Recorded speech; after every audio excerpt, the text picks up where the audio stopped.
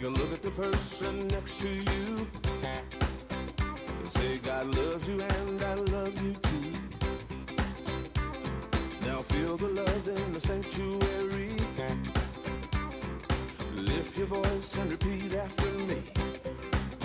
We come together, we come together, we come together, we come together, we come together, we come together.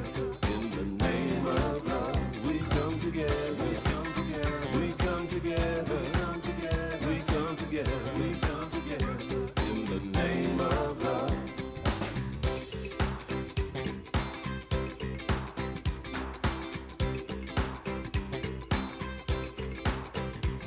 Now look at the person next to you. Say, I recognize the God in you. Feel the love in the sanctuary. Now lift your voice and repeat after me. Oh, we come together, we come together, we come together, we come together, we come together, we come together. In the name of love, we come together, we come together, we come together, we come together, we come together.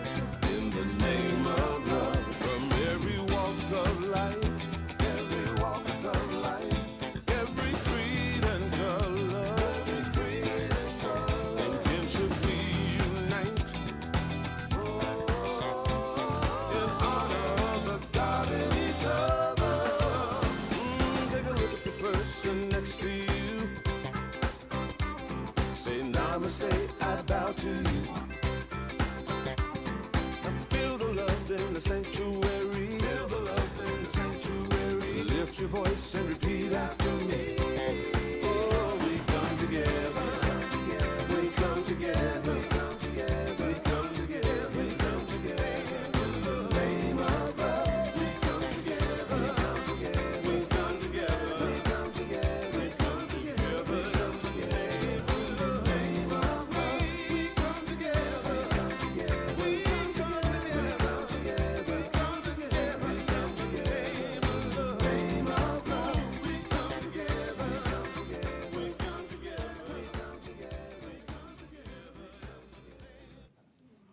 Good morning, everybody, and welcome to Unity of Springfield. We're going to begin our service in song by joining together in singing Swing Wide the Doors. It's number 37 in the Blue Book.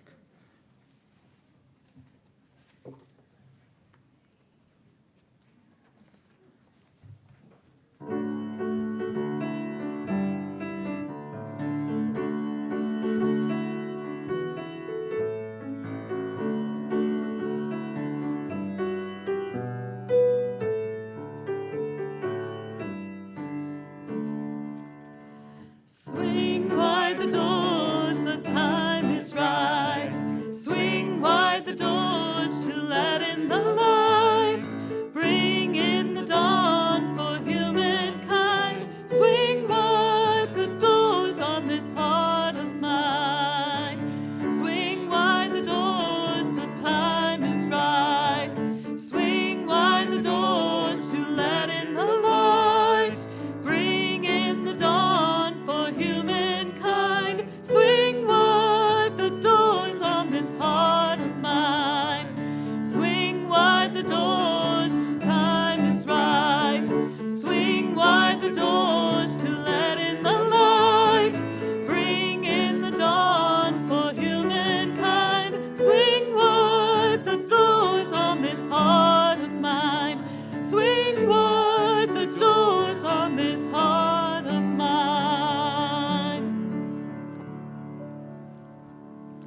Thank you, Gay and Alyssa.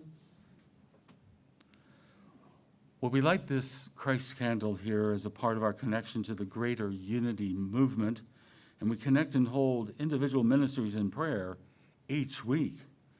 And so this week we hold all the ministries in the state of Nebraska in prayer. There are a number of them in Omaha, there's one in Lincoln. And so we think of these ministries doing their work, serving their communities. We think of the state of Nebraska to the west of us. And then we expand our vision to include our world, our planet Earth, our home. And we see each person provided with what they need to not only survive, but to thrive, to live the life that they choose to live. And we give thanks for this knowing, and so it is. Amen. And now we welcome Linda Schneider, who will be our platform assistant today. Here she comes.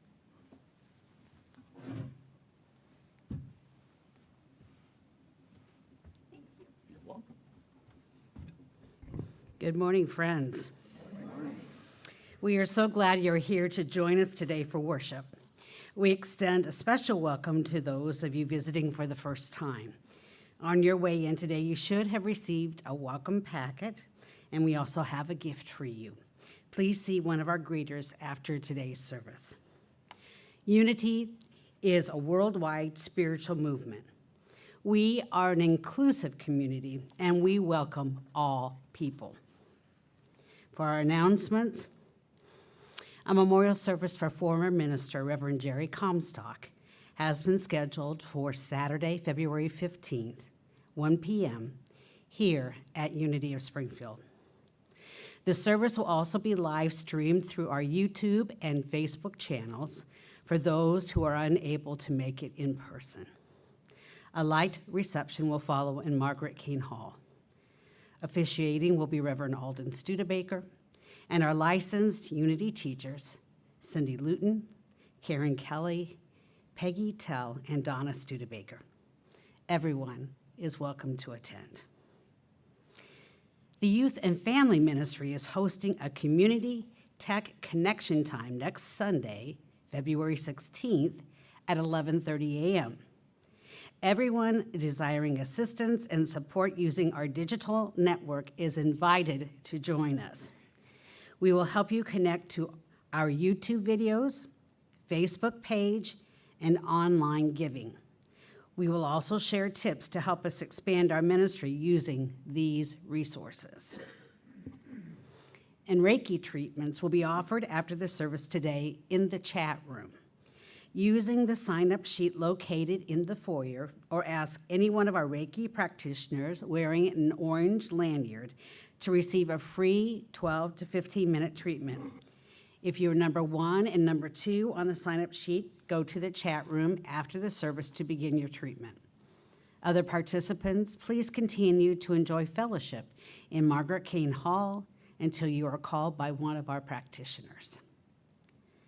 The 9 a.m. Spiritually Speaking class on Sundays is currently studying The Dynamic Laws of Prosperity by Catherine Ponder.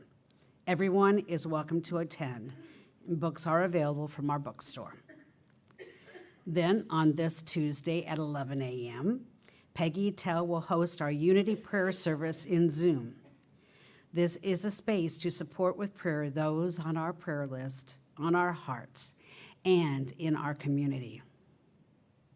Then on Wednesday at 5:30, Karen Kelly will lead the gathering meditation via Zoom, creating a sacred space for quiet, introspective meditation.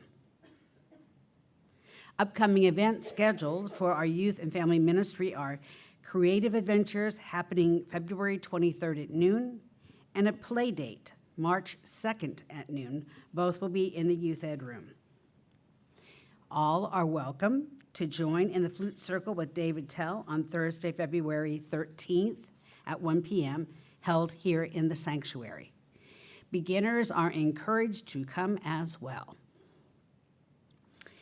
The Artist's Way, a 12-week course facilitated by Doug Brackney, will be coming Monday, February 17th, and running through May 5th from 1 to 3 p.m. Class size is limited, so be sure to secure your spot by registering on the sign-up sheet in the foyer or contact the office. You are invited to participate in the monthly drumming circle with Dave Tell on Thursday, February 20th at 6 p.m., held in Margaret Kane Hall. And there are still announcements. We have got a busy going place around here. My gosh. Mark your calendars for our upcoming membership class, Who And what is Unity of Springfield? On Wednesday, March 5th from 6:30 to 8. This membership class is open to everyone and a good refresher class. If you're interested in becoming a member, it is required for those wanting to join the church. We will cover topics such as unity history, essential unity principles, and membership basics. Love offerings received. Sign up in the foyer or contact the office. Emails are sent out weekly that have information on current happenings and how to join in events. To sign up for our emails, ask a greeter for a yellow card to fill out or visit our website to subscribe. Also, check out our website for up-to-date information at unityofspringfieldil.org.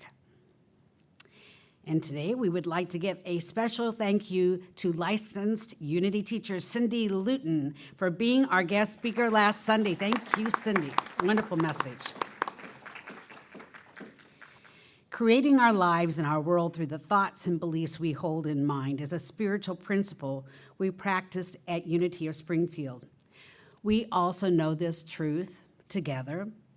There is only one presence and one power in the universe and in my life, God, the source of all good. And our vision statement together, a world powerfully transformed through the growing movement of shared spiritual awakening. Our mission statement together, we recognize God is love, individualized in all people. Therefore, we provide a positive environment for spiritual growth that empowers all to be God's love in the world. And our youth and family ministry affirmation together. Our youth and family ministry empowers the next generation with loving kindness and acceptance, creating a safe, sacred space for children, teens, and young adults to explore, discover, and experience spirituality. And Mary Disler will read today's daily word. Thank you, Mary.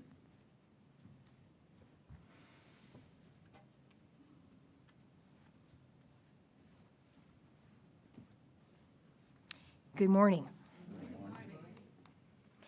The daily word for today, Sunday, February 9th, 2025, is power. And the affirmation, I have the power to choose my thoughts and direct my life. Feeling my power from within means I am grounded in spiritual truth and understanding. I speak my mind with calm certainty and change my mind whenever I choose. I live in a state of inner security and mastery. If I wish to make changes, I take dominion of myself and have faith in my innate power as a spiritual being. In the past, I may have looked outside myself to feel powerful, taking on another's beliefs or affiliating with something outside myself. Now I understand true power comes from within. I take dominion over my thoughts and feelings. I live my truth in confidence, knowing my thoughts derive from divine ideas. One with God, I have the power to create my life. And from 2 Timothy, chapter 1, verse 7, for God did not give us a spirit of cowardice, but rather a spirit of power and of love and of self-discipline. Once again, our daily word is power, and let us say the affirmation together, please. I have the power to choose my thoughts and direct my life. Okay, and before we hear today's meditation and message from Reverend Alden, let us sing Our Thoughts Are Prayers, which is on page 32 of our Blue Songbook.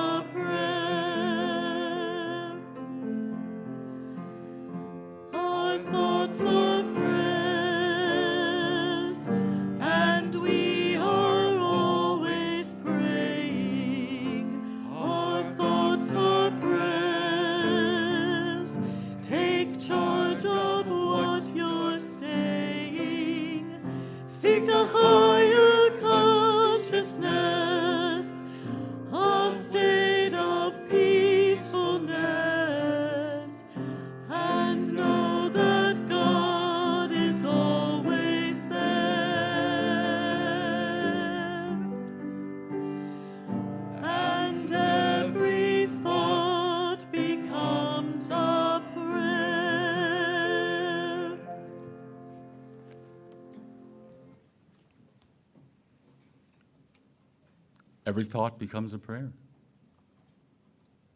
What an awesome thought. What an empowering idea.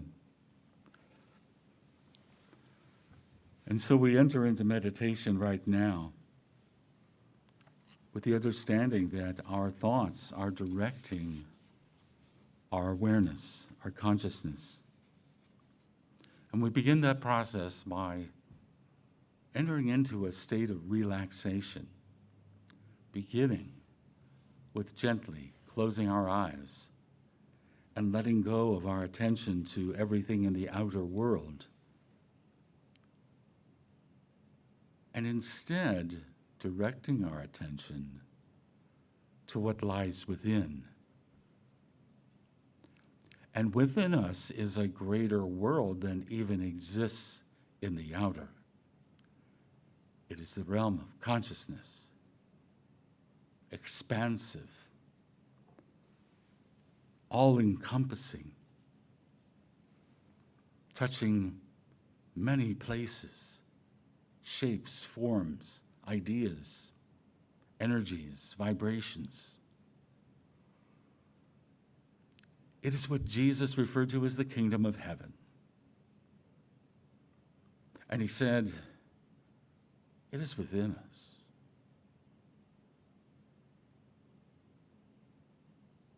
So we understand the kingdom of heaven not to just be someplace we go later. It is a place that we live in all the time, as long as we stay attuned to this higher consciousness, this more empowering consciousness. And all we have to do, just close our eyes, relax, begin to breathe freely and easily, not in a fast, repetitive way like so often happens, but breathing in slowly and breathing out with ease.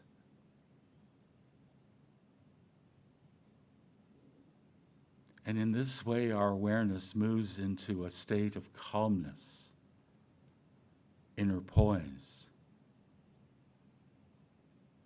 And it is from this place that we can see ourselves thinking. What a place. But it's an important place to go for each of us in helping to see how we're thinking and decide if that's the best way for us. And perhaps when we see that we've been spending time in concern and worry and fear and just wondering what's around the corner, we can observe that this doesn't always bring us what we truly want. Generally, more of the same.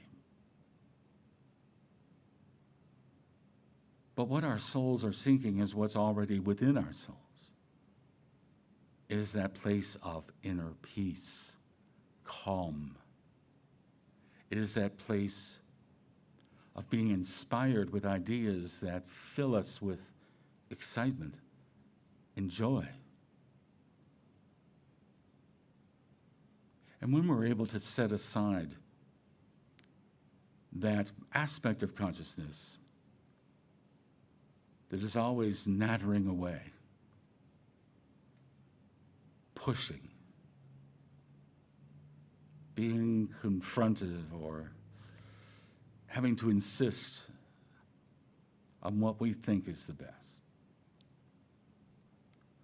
When we're able to see that and make a course correction and realize that as we let go and let God, as we let go and allow the universal spirit of energy and life and intelligence flow through us, this expansiveness of the kingdom of heaven,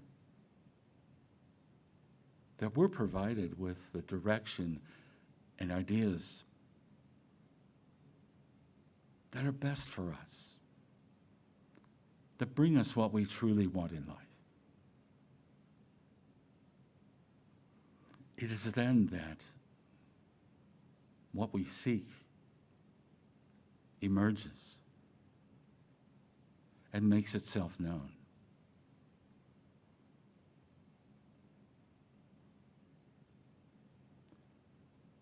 And all we have to do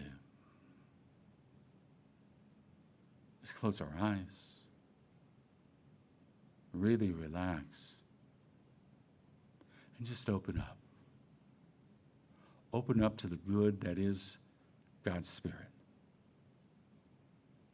Open up to the infinite nature of the creative power and process of the universe. And that may seem far beyond our everyday consciousness and life. Yet it isn't. It is there. It is part of who we are. And so for the next several minutes, let us sit in the quiet and calm and peace of this place or wherever you're experiencing this meditation right now. And to feel your openness to the flow of Spirit for a moment in the silence.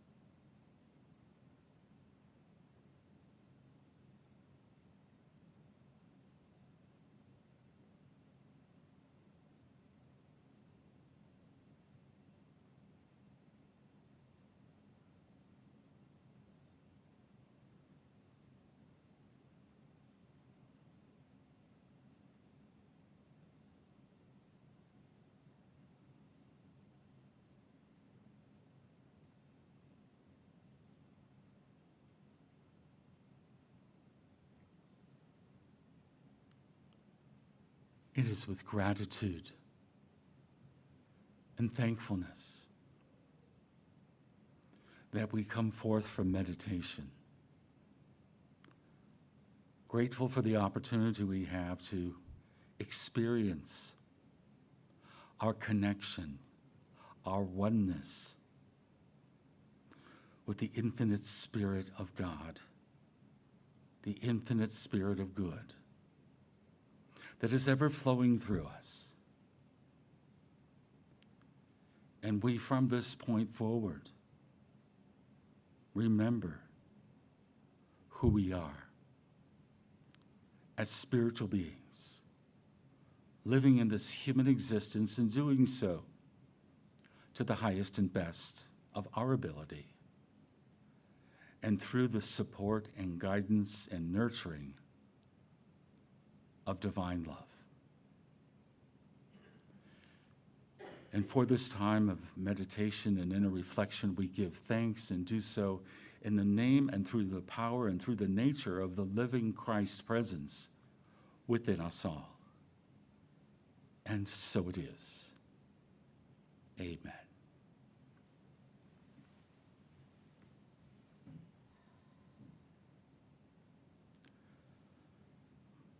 Well, it's so good to see everybody after being off for a Sunday, which means I haven't seen you in 2 weeks, unless you came by the office. But I'd like to thank everybody who makes this service possible, to our music crew, to Gay and Alyssa, and to our platform crew, Linda Schneider and Mary, and back in the tech booth, Chris Smith and Danny, to Bill and Sandy, our greeters, and Chris Farashon, our administrator, who gets all these slides like the one you see right up here with the candle together for us each week. Welcome to everyone watching us on YouTube and Facebook. I want to mention before I start my talk what a great time I had last night at our art show, and thank you to Doug Brackney and to Nancy here for facilitating that and putting it on. And you know, after the service, if you didn't make the art show, just go in the room behind me here and check out all the new art. It's really cool. I just love being here in this church when we have the art show up. I spend a lot of time here in this church, and I go in there and I just love just standing there looking around and go, oh, I work at an art gallery. Yeah. And this Saturday, I hope those of you who can be here 1 o'clock for the honoring of one of our former ministers, Reverend Jerry Comstock. I didn't know her. I wish I had. But we will give her a good blessing, and I hope you can come here to be a part of it. The license teachers and I will be coordinating this. And if you can't make it, we will be live streaming it, as you heard. This past week, I spent most of the time in Kansas City going to meetings at what is called the annual summit. It's had various names over the years, like January meetings, but then they moved it to February, so they had to come up with some fancy name for it. And you can go to it by Zoom, which is what I did last year and I think the year before that. But something inside me said, you need to be there in person, and there was an in-person option. And so we went to Kansas City. Of course, we all know that's not super far away. And I'm glad I went there because I was able to reconnect with our, for lack of a better word, denomination. We're not real fond on using these more classical church terms, but I came away from the meetings feeling encouraged, and for a number of reasons. One of the reasons, and this is something that's been talked about for at least 20 years, you may not know, but there are actually 2 organizations within Unity. Sounds weird, right? Because Unity, one. Well, for 60 years, there's been something called the Association of Unity Churches, what we now call Unity Worldwide Ministries, or UWM if you like acronyms. And there's been the mother church, for lack of a better word, Unity School of Christianity, Unity Worldwide Headquarters. Well, part of the meetings was sitting there and listening to the CEOs and chairpersons of the boards of both organizations talking about bringing it back together. And there will be a vote on this the end of the year with UWM that we're a part of. And so that was very encouraging. The other thing that was encouraging was the response to the topic of the day in the United States. I don't think I need to say a whole lot more than that. And our board of trustees, I don't mean our church board, but the UWM board, spent a lot of time coming up with what is called the UWM Social Action Statement. And I got to hear it read in the room, and I had my camera with me. Turn up the volume. Peace, love, Higher. equality, and justice into the world in ways we cannot imagine when we are working in solidarity and siloed ways. We are stronger together. Our commitment to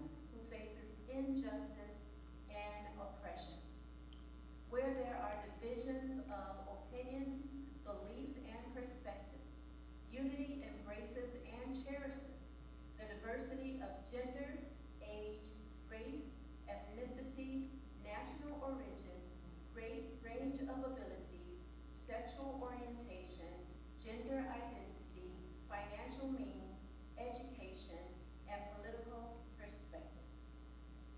This commitment extends to caring for our earth home and environmental sustainability. Where there is fear of another, unity strives to foster a climate of purposeful inclusion, standing for everyone's right to create a life of their own choosing. Where there is oppression and hatred, we pledge to be an advocate for the well-being, respect, and civil freedom of every human being. Any action that seeks to discriminate against individuals or classes of individuals based on prejudice, stereotypical profiles of national origin, class, creed, race, ethnicity, physical ability, sexual orientation, or gender identity is in opposition to the core beliefs and values established by our founders. Yes. We are stronger together when we recognize the interconnectedness and interdependence of all life.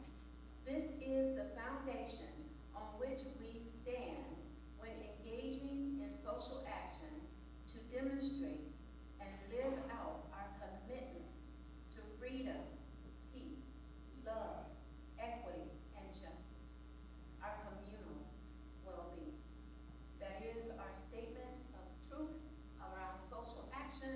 We want to give thanks to the social action team. If you're wanting to be a part of that team, you can reach out to Russell Hyland, and he will make sure you get on so we can have our voices heard and to state who we are.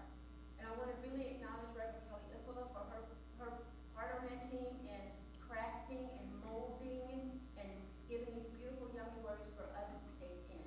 We give thanks for this team and our movement in this moment. And so it is.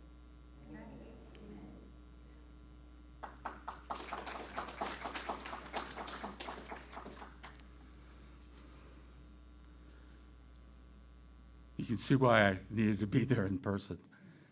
And if you're wondering why they're all a bunch of Pentecostals doing this kind of thing, it's because if we clapped, the people on Zoom couldn't hear anything, so we had to go to other ways of showing our affirmative support. So I just thought you'd want to hear that, and we're certainly in sync with what our home office is doing. And she mentioned somebody named Russ you need to talk to. He was sitting right in front of me there.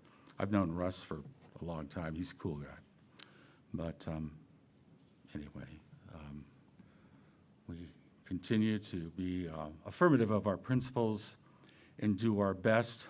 I don't know if I always do my best, but do our best to respond to when we see injustice or when we see something that's really out of kilter and needs to be blessed in some way.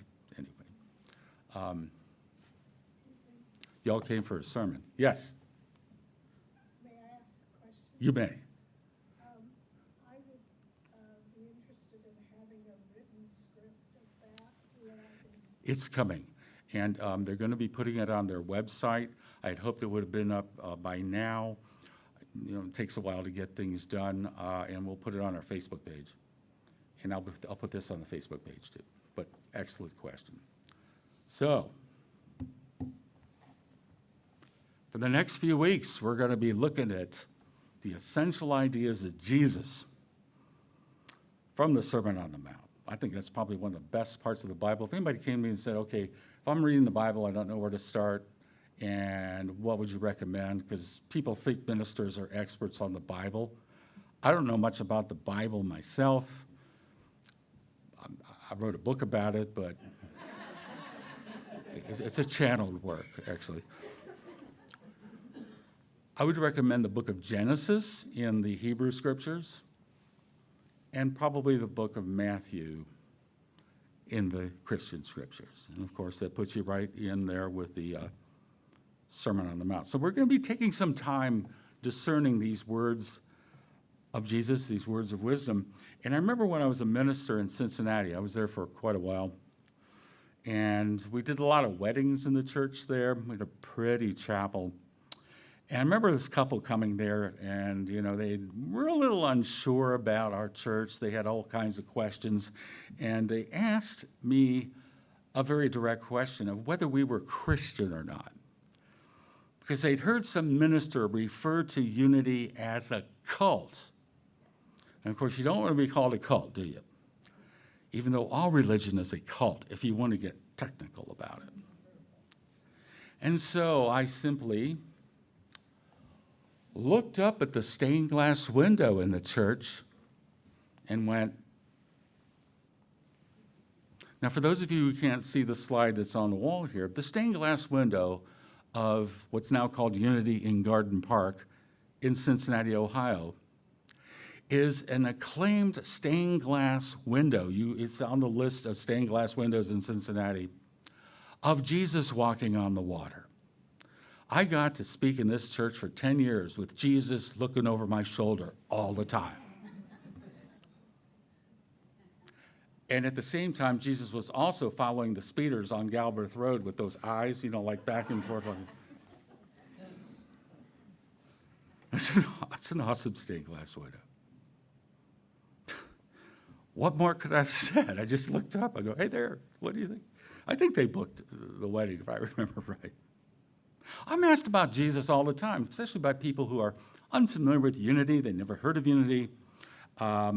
So where would you go to find out about unity today, here, 2025? What would you do? I'll do this, right? Wikipedia. Yeah, let's go to Wikipedia. Well, what does Wikipedia say about unity? Well, it says here, unity, known informally as Unity Church, is an organization founded by Charles and Myrtle Fillmore in 1889. It grew out of transcendentalism and became part of the New Thought movement.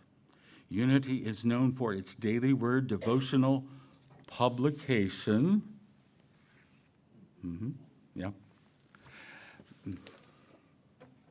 Which was originally considered a positive, practical Christianity, which teaches the effective daily application of principles of truth taught and exemplified by Jesus Christ. Unity now describes itself as for people who might call themselves spiritual but not religious. So that's Wikipedia. Not bad. That's a pretty decent explanation. I mean, we could roll with that. If you're wondering where the photo's from, where it says Welcome to Unity on a big rock there, that's at Unity of Tucson, Arizona. I had the pleasure of speaking there back in January of 2020 as a candidate for their minister. I didn't get the job. It's okay. It's okay. I finally made it here. Well, thank you. I mean, I wasn't trying to get an applause. I was just saying, I just speaking from the heart, Because, I love the moderate climate here in Springfield. People say, well, why did you move here from Florida? The moderate climate. They're like, if I came from Tucson, I'd say the moderate climate. Because you ever been there in July? I have. I was there in January. That wasn't bad. That was pretty good. Anyway. So we are defined as practical Christianity, spiritual, but not religious, which means we don't take this book and beat people over the head with it. This is my prop for today, just to let you know. I'm going to use it later. Now, I won't beat you with it. I trust me. So there's going to be some element of Jesus' words and teachings in the equation, in the substance of what is unity. And so how we accept Jesus or relate to Jesus, the way that we do that, the nature of that, is not in unity up to some minister telling you this is how you got to do it. It's not my call. It's your call. You decide. I'll give you my perspective. You can agree with me, not agree with me. But there's something about what Jesus did and what he had to say that, connects with us in some way. It's consciousness, this example. Co-founders of Unity, Charles and Myrtle Fillmore. I would describe them in words of the 1970s as Jesus freaks. They were. They liked Jesus. They studied Jesus. I would say they are huge fans, read their books. That's what you see in there. And if you think about the culture of their day, they grew up in the Victorian era. What else did they have? They didn't have the access to all the different cultures and information and stuff that we have today and all the writers and whatever. They were kind of the pioneers of this stuff, And so they reinterpreted in a positive, practical way Jesus' teachings. And in Unity, we tend to refer to Jesus not in the more typical ways that maybe you grew up with in your church of origin, but I'd say the top three in Unity would be master teacher, way shower, elder brother. Master teacher, way shower, elder brother. And when I say that, I'm not casting that in concrete and you can take it to the bank, only if you want to. Maybe you have a different view of Jesus, like he was a great philosopher, or he's my best friend. I don't know. But something that he did and something that he said got written down by somebody along the way. And so for the next several weeks, we're going to focus on these kernels of Jesus' teachings, the Sermon on the Mount, and especially the Beatitudes. And we're going to derive spiritual benefit, practical, spiritual meaning from each of these words. And these are just short phrases that Jesus was sharing with his disciples. They were gathered around and listening. And these are the foundational blocks which became the essence of Christianity. And his disciples and others carried that message forward, carried it out into the world. So we have his message today as a help, as a guide, and inspiration. So, the first of the Beatitudes. Blessed are the poor in spirit, for theirs is the kingdom of heaven. You could also say happy. That's another word for blessed. Or happy are the poor in spirit, for theirs is the kingdom of heaven. Now, for me, literally at face value, this statement seems a little odd, a little strange. It seems that it's indicating that it's virtuous or a good thing to be poor, not having enough, poor in some religious way. That poorness is to be encouraged and developed and nurtured and cultivated because, if you do that, well, according to this, you're going to be in the kingdom of heaven. It belongs to the kingdom of heaven, but we understand that to mean a blessed state of consciousness, right? And doesn't that strike you as kind of the reverse of what you'd expect? Poor in spirit, kingdom of heaven? If we were Bible literalists, and we want to get into the kingdom of heaven, which many people think is someplace beyond what we're experiencing now in this physical world, we do whatever it takes, wouldn't we? We become what we think it means to be poor in spirit. And we might think, well, I've got to be kind of like a spiritual doormat. Poor in spirit, go ahead, walk on me. Or stepped on, or we need to be kind of weak or spineless, cowering, poor in spirit. I'm poor in spirit, that's what that means, right? And why would we think that? Well, because, that kingdom of heaven, that's where we want to be. But in Unity and in many other schools of religion, we're not Bible literalists. As a student of the Bible, let me be, as one of our former presidents used to say, perfectly clear. This is the last book you want to take literally. I'm holding it the right way up. I'll put it away. So when it comes to peculiar statements like this one that make a lot of direct sense, what do we do? Do we just run away from it? Oh, that's just a bunch of baloney, move on. Well, maybe it's an opportunity to dig a little deeper. So we'll be doing a lot of that in the next few weeks, digging a little deeper into these statements of Jesus. And perhaps there's more to this statement than initially meets the eye. And so we have to kind of get into the mind of Jesus, and not just in this exact sense here, but look at his total message as presented in the Gospels. And not just one line, and we can begin to see what he was kind of getting at. So dealing with the Bible, we've got to keep this in mind. People forget this. It wasn't written in English. Let me say it again. It wasn't written in English. It's a translation. It's a translation predominantly from Hebrew and Greek. And we're not talking about modern Hebrew and Greek. Ancient Hebrew and Greek. Of course, ancient Hebrew is close to modern Hebrew, but ancient Greek, taken both languages, is different.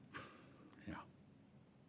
The Greek of Aristotle is not the Greek of the people of Greece right now. That's what I'm trying to say. And so when we look at the New Testament, we call it that, or the Christian scriptures, which is this here. This was written in Greek originally.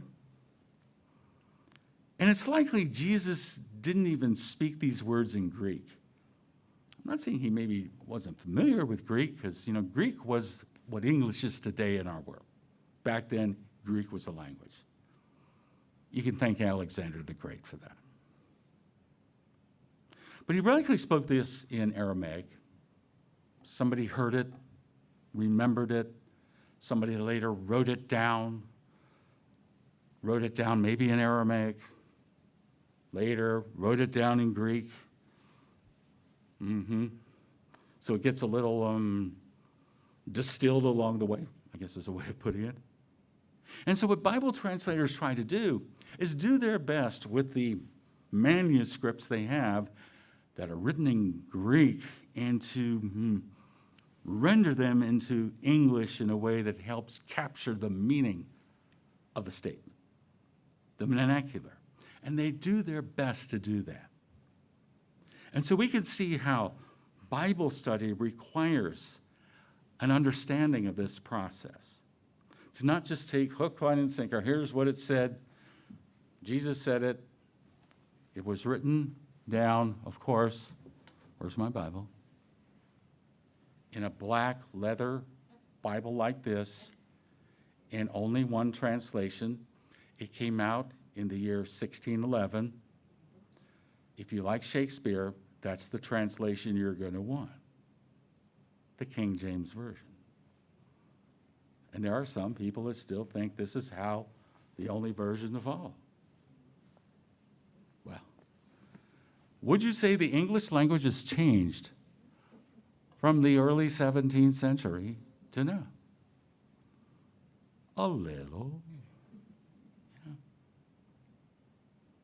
So the translators do their best, and the interpretation is up to us. And so what we do is we look at the key words, especially those that trouble us a little bit.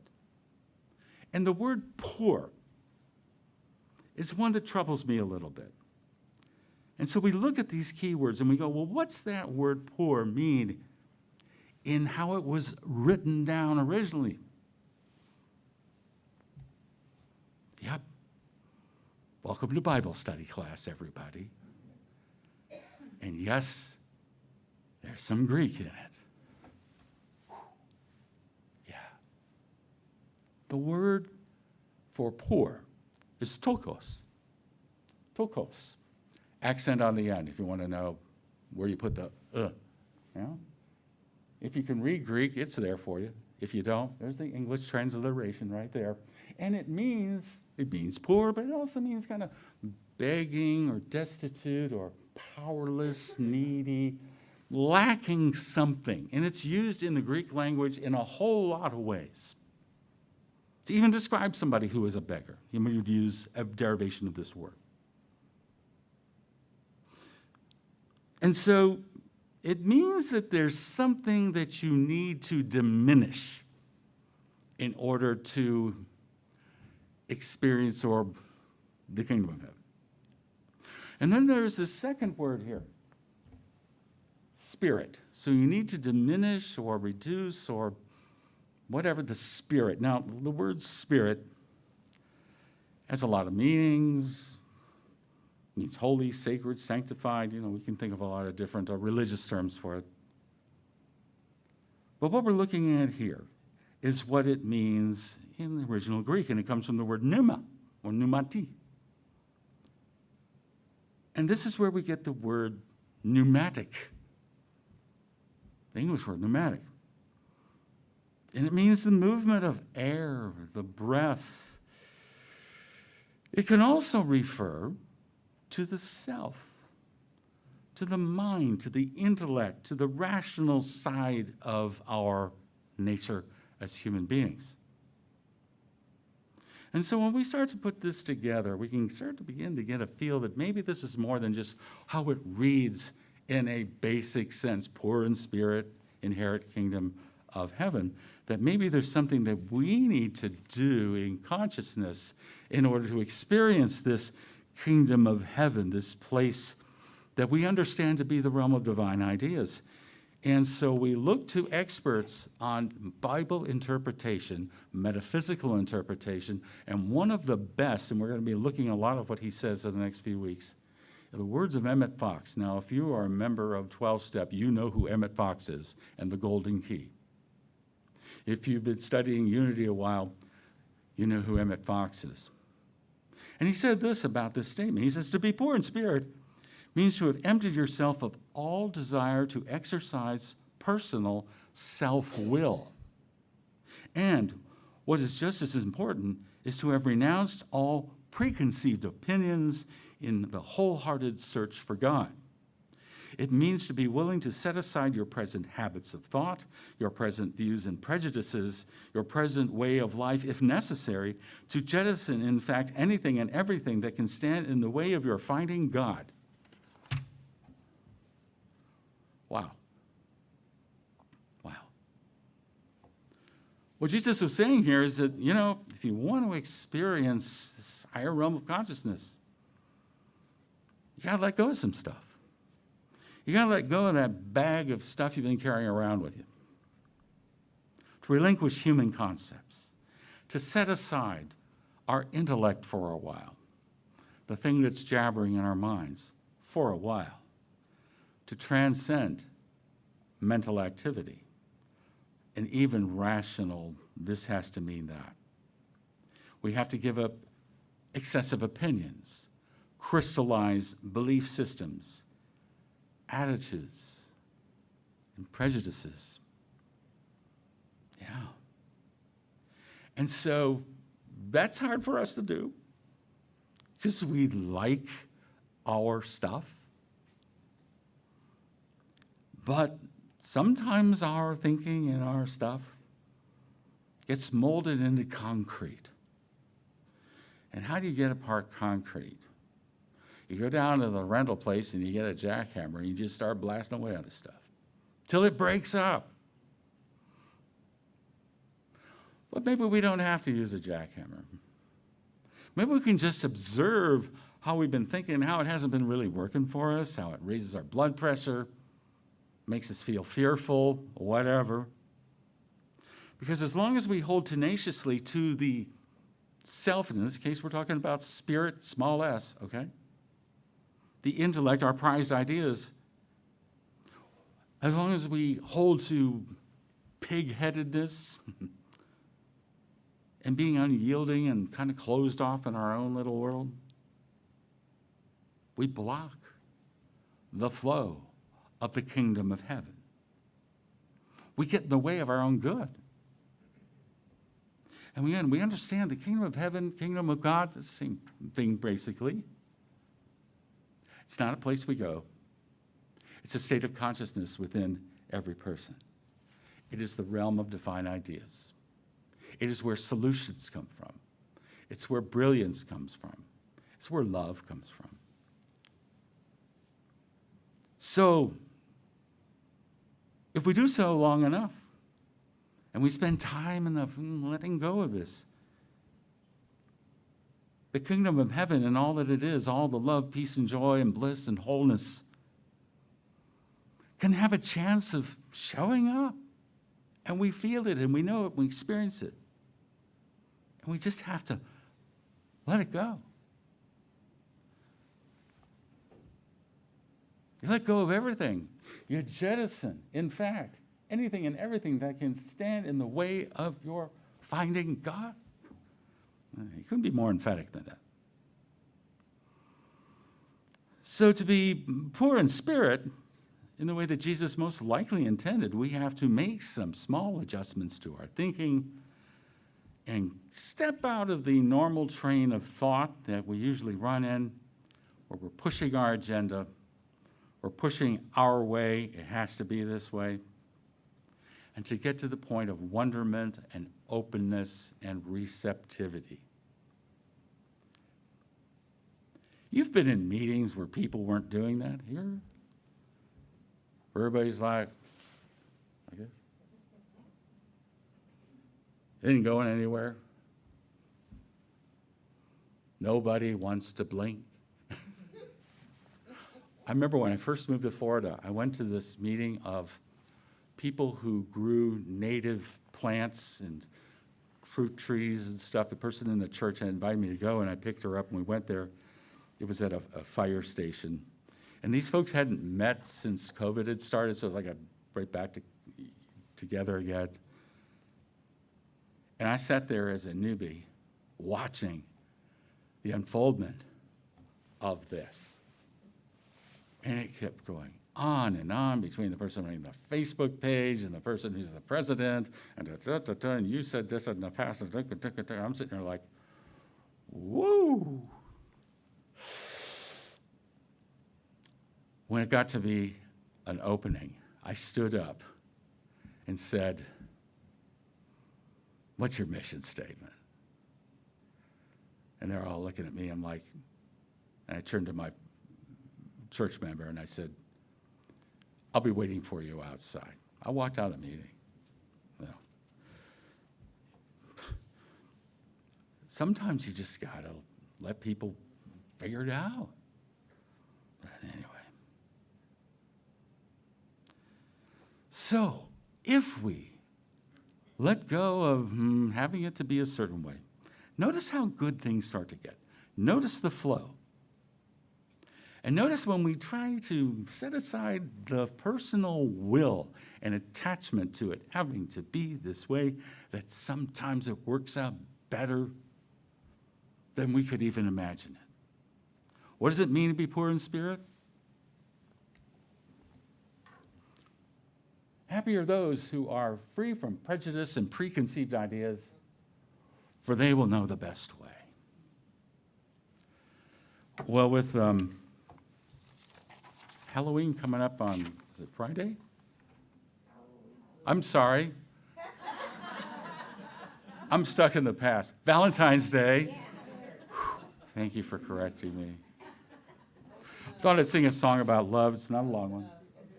Yeah, and if you're at the party last night, this is a song, I've never done this song before. And this is my new guitar. No strap, I'll just keep it up here. It's a classical guitar. I've never owned one before. It's my birthday present. Thank you, dear.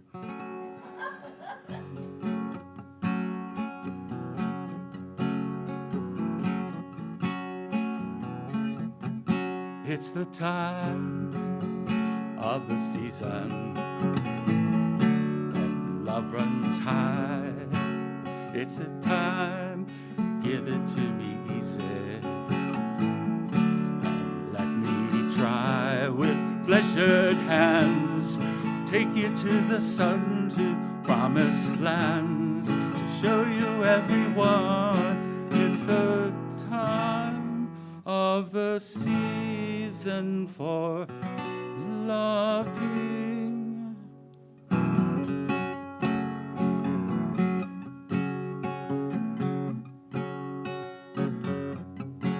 What's your name? Who's your daddy? Is he rich like me? Has he taken any time to tell you what you need to live? Tell it to me slowly, tell you why. I really want to know. It's the time of the season for loving.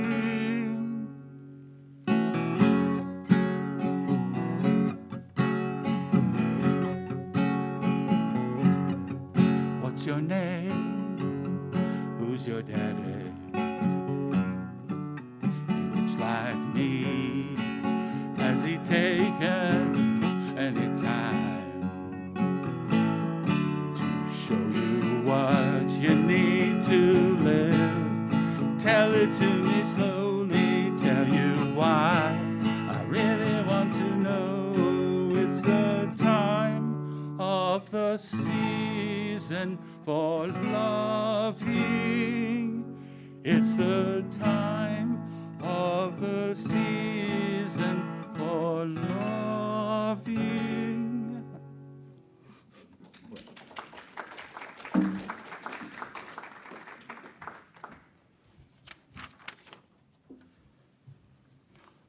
We've got a song we're all going to sing, number 44 in the book, Blue Book. We are blessed.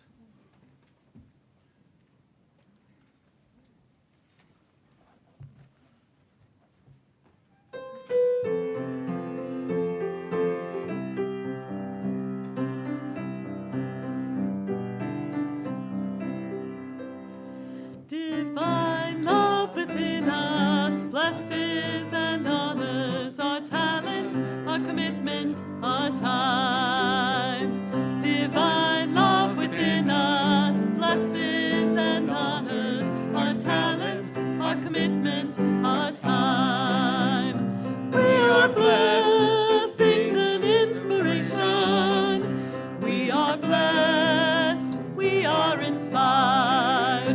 We are blessings and inspiration. We are blessed, we are inspired. Divine love within us blesses and honors our talent, our commitment, our time. Divine love within us blesses and honors our talent, our commitment, our time. We are blessings and inspiration. We are blessed, we are inspired. We are blessings and inspiration. We are blessed, we are inspired. We are blessed, we are inspired. Thank you, Gay and Alyssa. We now have an opportunity to share of our treasure and of our love with this ministry. If you have a donation you'd like to give today, physically, we have bowls in the back and in the front of the sanctuary to receive your donation, your tithe, your love offering. We also have opportunities to give online, including our website. Go to unityofspringfieldil.org and find the donate link there.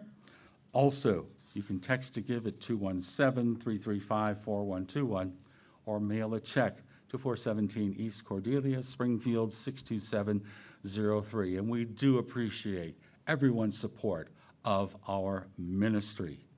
And so let us affirm now our offering statement together. Divine love through me blesses and multiplies all that I am, all that I have, all that I give, and all that I receive. Thank you, God. Amen. And now let us pray together the prayer for protection together. The light of God surrounds us. The love of God enfolds us. The power of God protects us. The presence of God watches over us. Wherever we are, God is, and all is well. And Now let us rise, join hands if you wish, as we sing, Let There Be Peace on Earth.